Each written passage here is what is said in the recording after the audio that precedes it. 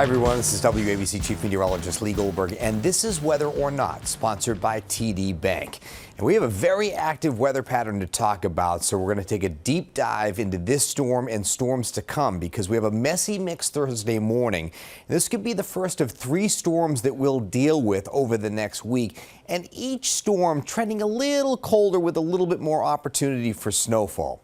Now, in terms of our Wednesday, this is the cold calm before the storm. We're getting not really strong Arctic air coming in, but at least there's a little bit of Arctic contribution where we stick in the low to mid 30s on Wednesday, and we have that chilly air in place as this next system approaches. This is actually a piece of the atmospheric river that's coming into the west coast, and some of that energy is moving into the country, and an ice storm will start breaking out in the Midwest and the Ohio Valley on Wednesday afternoon.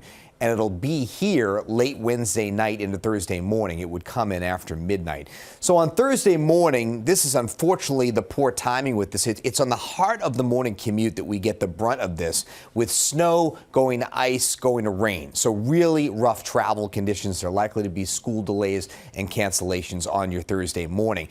It's in and out of here in about 6 to 8 hours. I mean, it'll be leaving during the early afternoon hours on Thursday.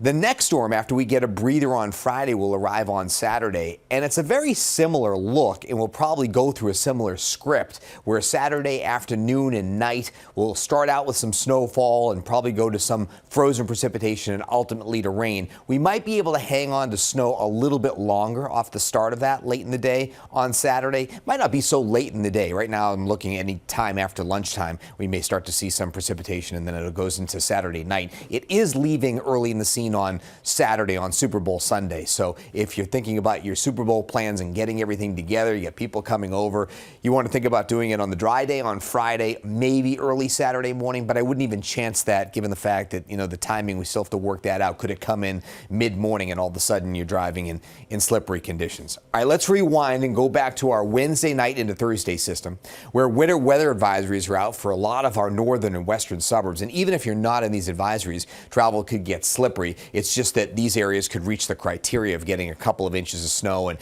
maybe a tenth or even 2/10 of ice accretion, which could very well mean slippery roads and also some ice accretion on some tree limbs, where you get a tree limb down here and there and a scattered power outage. It's not going to be widespread with that. I'm more concerned about the glaze on area roads. In general, before I get into a more detailed futurecast, and I'm going to take a sampling of places and show you how this all evolves with the precipitation type, after a brief hit of a little snow, and in a worst case, there's some quick coatings that get washed away in southern Ocean County, we go over to sleet and rain. A brief period of snow and sleet across south central New Jersey, then over to rain. Now you start getting into your snow areas in northern New Jersey, New York City, parts of Long Island, where we get a little thump of snow off the top, then it goes to sleet. There might be a touch of freezing rain, New York City, western end of Long Island, but it's mostly sleet here going to rain. And then the farther inland we go, you better chance you have of holding on to some freezing rain, and that's exactly what we don't want, where the rain's coming down and freezing on contact to frozen surfaces and getting very slippery. Once you get into some higher elevations into Sussex County and along and north the I-84 corridor, now we can have an extended period of icing, and you never even go over to plain rain. Probably end as just some freezing drizzle during the afternoon hours, and of course the Poconos and Catskills, it's snow going over to ice. First of all, the cold air in place. We start out with wind chills on Wednesday morning that are in the teens to around 20. Now, the winds are definitely dropping off. We had gusts that were over 45 miles an hour in some spots on Tuesday. Well, those winds are backing off, but it's just a bit of a chilly breeze, and we're a lot chillier. We started out in the low 40s on Tuesday. We'll start out in the 20s on Wednesday. There will be a deck of high clouds early on Wednesday, but there's a dry push from the north, and that'll keep skies off and on with sun and clouds during the day. A little bit more cloudiness south, a little bit more sunshine north. Wind isn't terrible, but we're only in the low to mid 30s during the day. So the chill is in place. So initially, the atmospheric profile is cold enough for snow. Now, 1 or 2 in the morning, even though this futurecast is showing some snow, it's probably very dry out. At the very worst, there's a couple of flurries around. So I don't think there's anything steady until we get maybe to the 4 or 5 o'clock time period. And now snow starts to break out. We're cold enough. It can stick. We already have some slippery conditions developing for early commuters.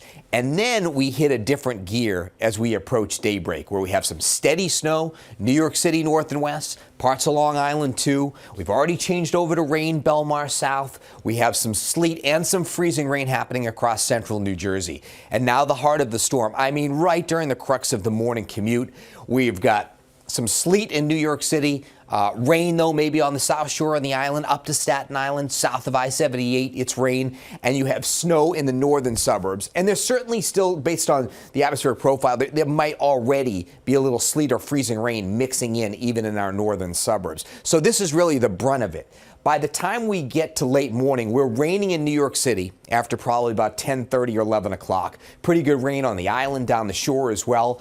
North and west of I-287, we've got some snowfall, but notice we're already starting to lose the good precipitation late in the morning in our western suburbs, and by lunchtime, it's pushed east of New York City. There's still some snow for interior Connecticut. Places like Danbury might be getting some freezing rain and some rain on the eastern end of Long Island, and then during the afternoon, this is gone. I mean, there's a little drizzle left over. Notice temperatures are above freezing in most areas unless you get maybe 40 miles north and west of New York City where you're still getting some freezing drizzle. Maybe a couple of snowflakes to the north, so roadways should just be wet as we go into the afternoon hours and the evening commute. It's really dry conditions.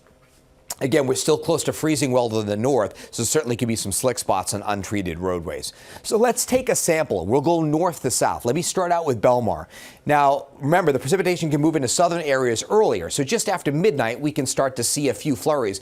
But notice the window for any snow accumulation only goes till about maybe 5 in the morning in Belmar, and then we're going over to rain, and that's going to last into the, let's say, midday hours, and already we're drying out as we go to about 1 o'clock in the afternoon.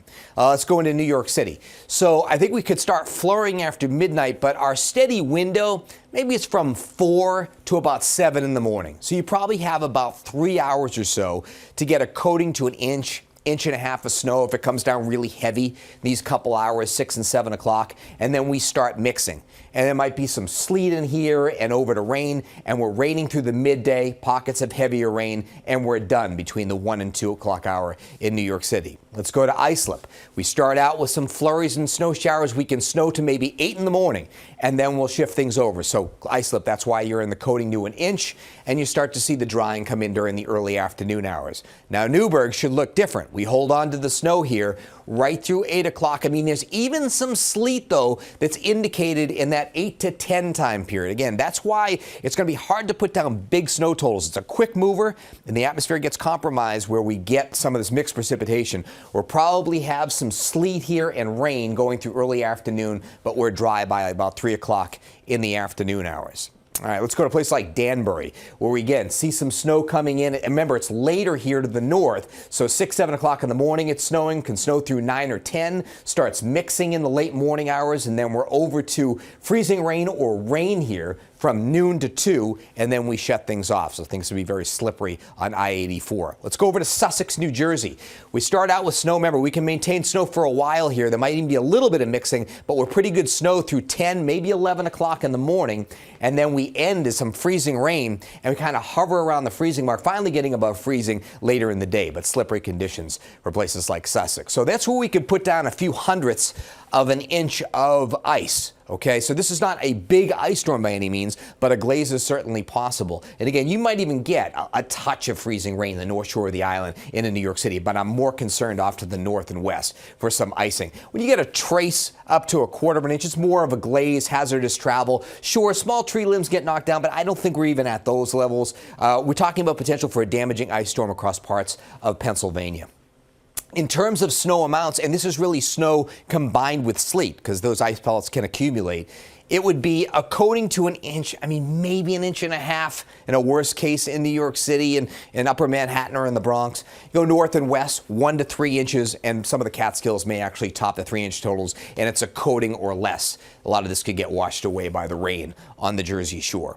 So Thursday, we go from snow to ice to rain. Friday, it's going to be brisk and bright. Friday's a lot like your Tuesday weather, where we'll probably be in the low 40s, but we may drop a little bit during the day, and it's a little gusty. So it's the same sequence, and we're getting colder, setting the stage for our Saturday storm.